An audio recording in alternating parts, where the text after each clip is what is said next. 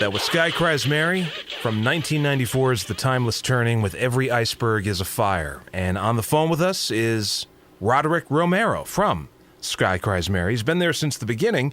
In fact, Roderick, if someone were to listen to the first record you put out back in 1989 and listen to your latest album, Small Town, it would seem like two entirely different worlds. Absolutely. In 1988, 89, I was just, out of college into graduate school in Paris and was going way more into kind of industrial music and theater, writing music for theater and writing plays and so that first album for Sky Cries, Until the Grinder Cease, was really, an industrial record and kind of a noisy, raucous, album, which I love. And, we recorded it on an 8-track, for $500. So, with Ken and Stringfellow and John Auer from the Posies. Right. And so, we did that one. Then, I got the deal for the second album for New Rose out of Paris. And that one I kind of created a new band for. And then we really kind of became, I feel like, a fully fledged, Sky Cries Mary band in 1991 when Anissa joined and Ben Ireland joined, and then we had Joe on bass, and we had it was like a full band, and then that's when we started touring. Right. And we had the light show, and then that's when we did Exit at the Axis, which I guess is the third record. And, here we are, 11 albums later. Right. So. That was back in 1992, but compare to the live experience of Sky Cries Mary in 92 with what it would have been in 89. I mean, that must have been really crazy shows when you first started. Oh, absolutely. I mean, all the shows are and still are very theatrical because we've created our own films and light show for while we play. So it's like, now we've actually, it used to be a side person doing all the light show and working up, more of the theatrics. And it's like, now we control it completely ourselves. A lot of the film is stuff that I shot or Anissa shot throughout the last, 15 to 20 years. And then we've kind of cut it into these sequences. But yeah, the very first shows were just pure noise theater. Right. It was, non-musical. And then, like when we opened for Perubu in a huge theater in Seattle, it was like our third show was in front of 3,000 people. And I went on and I think I was wearing a dry cleaning plastic bag, and this crazy Medusa snake head thing on. And, it's just three of us just making as much noise as we possibly could until, they told us to get off, And then when we became more of a orchestrated band in a way, it went more into psychedelia. So it kind of segued from industrial to psychedelic. And not, it wasn't a choice. It just was something that really naturally happened. So. That's what I was going to ask you about, because somewhere in there, somewhere between 89 and 92, it's like you discovered not necessarily the 60s per se, but this sort of Eastern spiritualism vibe that the band had. Yeah. Yeah, and that was a huge influence as Anissa joined the band, because up to that point I really didn't have that as an influence, where, she really introduced me to music from India and yoga and a whole different spiritual direction that I had really no basis for until that moment when we got together. So that really did affect the sound. We started, sampling sitars and sarongs and introducing more of, and then we, more sampled beats instead of, industrial, like found object for rhythm. And right. But the shows maintain this insanely theatrical element. We went even further with it than the first shows when because suddenly I had this 7-piece band who could all play so well, and so they could be exploring that, and I could be going more theatrical with huge costumes, and then that kind of takes us into 94, where I think we probably hit our pinnacle of craziness, like on the Conan O'Brien show, when we all went on and just wackiest costumes ever in our label, threatened to drop us. It's like, what were you thinking? Grunge is huge. What are you doing? Yeah. We're like, well, who cares if grunge is huge? That's awesome. I'm really happy for all these great bands, but this isn't what we're doing, That is true, because when you guys, I mean, you signed to Capitol Records, it was 92, right? Yeah, exactly. Right. Yeah. I guess you can say that Sky Cries Mary kind of benefited from the alternative rock boom. Oh, absolutely. Yeah, I mean, we got signed with the same management company as Nirvana and Sonic Youth. It was just like, that was huge. They had the Beastie Boys, Sonic Youth, and Nirvana. We're like, okay, yeah, we'll go with you guys. That's the greatest, greatest bands that I thought were doing music at that moment. So that really did help, But then also, we were kind of like the lowest one on the totem pole, so there was, a lot of things that we missed out on. So. Well, I mean, you stayed with major labels right through '99. You went to Warner Brothers right after Capitol. Yeah, well, we went from Capitol back to kind of world domination as an indie, then signing with Warner Brothers, and then we made the one album for Warner, and then they were just going through such a massive, upheaval throughout the A&R departments, and the whole industry was like, whoa, is electronic music going to take over like disco did? Right. No one knew what was going to happen. Were we an electronic band? Were we a rock psychedelic band?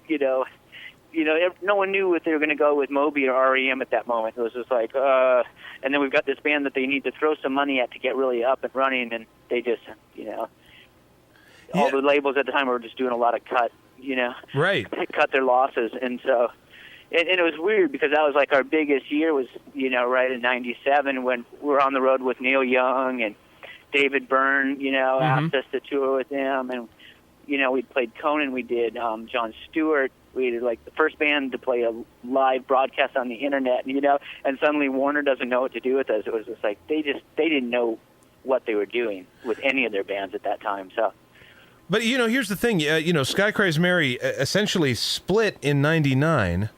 Right. Was there 99, 2000 somewhere in there? Right.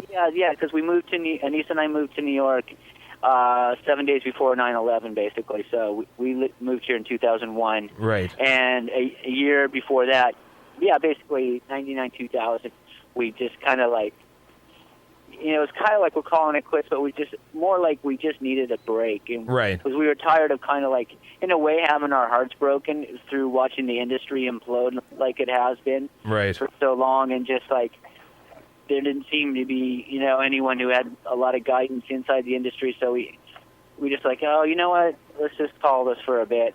And then I think it was because of like Born Supremacy or something put us in their film. Suddenly everyone had to talk to each other again, kind of like, oh, that's cool. I like those films. That's funny. Oh God, wouldn't it be funny if we did a show again? Ah ha ha. Right. And then suddenly, we were talking about rehearsing and writing again, and then I, of all things, I fell 30 feet out of one of my tree houses and broke my back severely. And that right as we were starting to rehearse, so that I was in a body cast for like 6 months. But as soon as I was out of the cast, we were rehearsing again, and that's when we started working on the live album. Yeah, that's what I was going to say. I was wondering if putting together the live record was sort of a way for everybody to, sort of get back into the groove of being in a band again. But absolutely. That's it. I mean, we played a few shows before we recorded those 2 nights, and we were all just so happy to be around each other again, and the break was just really positive. And then we realized, like, oh my God, we've never really done a good live recording, and that would be a tragedy if we did, really didn't continue with this, and that was it, And I feel like our greatest strength is our live show. And then Michael Kotze, our guitarist and producer, said, hey, I've got all the gear. Let's just set it up. Let's get these 2 shows, and then I'll mix it on my time. And he put his heart and soul into that. So. Right. And he was previously in Shriekback, right? Yeah, exactly. That's how we met. We were touring with Shriekback across, we did the entire country back in, like, I guess I was like 91, 92. Mm-hmm. and we just like, oh, this guy's so awesome. He's come join us in Seattle, and he actually, ends up falling in love with one of our best friends there in Seattle, and so he said, hey, I might move from London, if you guys might have me, and I'm like, are you kidding? You're in. So. The power of love. Yeah, it was so great. It was just like that really worked out good. So let's take it up to date now. You've got your latest record, Small Town. Now this is interesting because you and Anissa live in New York City, and the rest of the band really lives in Seattle. So how does it work out that you guys? Do you fly over for a couple of weeks or? Yeah, basically that's what we do. Like we live in the East Village, Anissa and I, and then.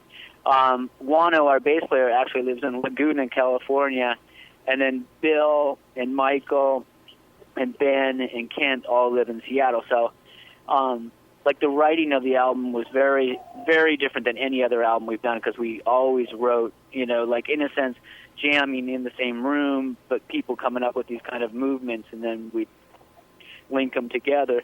Where with this one, it would be like each person would kind of demo up a real basic idea, throw it out to the band basically through the net. I'd download it, listen to it, stick it in my iPod, walk around the city, and be inspired by a certain beat at a certain moment, and then that would trigger the lyric. Mm-hmm. It was great to do it that way because we've never written that way. And then I would basically, because I'm so computer inept, I would just get on my phone and then call Michael, and he would know not to ever pick it up if I was calling, and I would just sing through the phone all my ideas. He'd take that and put it in the computer, sync it up with the song, and then go from there. And then when we'd come into Seattle, we'd start tracking it for real. So if you play shows, are you playing selected shows here and there? Yeah, exactly. We would love to get back on the road and do a full-fledged tour. We're talking about it. Just getting the right agent to kind of get us out there and work that because it takes so much energy. Mm-hmm. We're doing Seattle, we'll do Portland and Bellingham. We're planning on doing CMJ hopefully this year out here in New York, and maybe a couple other things that haven't been confirmed yet out here. So. Here's the thing, your record did very well for our station on our, we report our top 30 to CMJ every week. And one of the reasons it did well for us is because I played the heck out of You Are from the new album. Oh, wow. Fantastic. Great. And I've gotten requests for it, and, in our little world here in Teaneck, New Jersey, this is a hit. So we'll come play there. Yeah, listen. Anything you want to, because we're going to go into that song in just a moment. Anything you want to say regarding that tune? Well, that's an interesting one because what happened was it was Bill Bernhardt, our other guitarist and computer programmer and just awesome guy.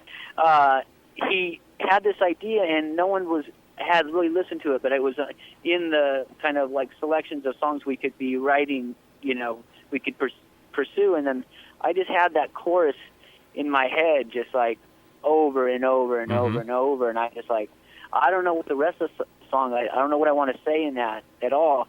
And so I tracked the chorus, and then I just said, hey, Anissa, why don't you take the verses and you just say what you want to say? And that was really great because, it's it's two different poems in a way, but it's kind of almost like a love song, It's and it's also, we have a 2.5-year-old daughter, and a lot of that is I think the joy that pours out in the choruses is, I was thinking about her a lot, that really changed our lives considerably. So, but that's great. I'm so glad that you guys got into You Are because I really love that song. It's really a joy to play live. Yeah, it's a great tune. We're gonna go into it, and once again, thanks Roderick for being on the show. Yeah, no, thanks a lot. Thanks for everyone who listens to your station, for supporting the album. I hope to see you.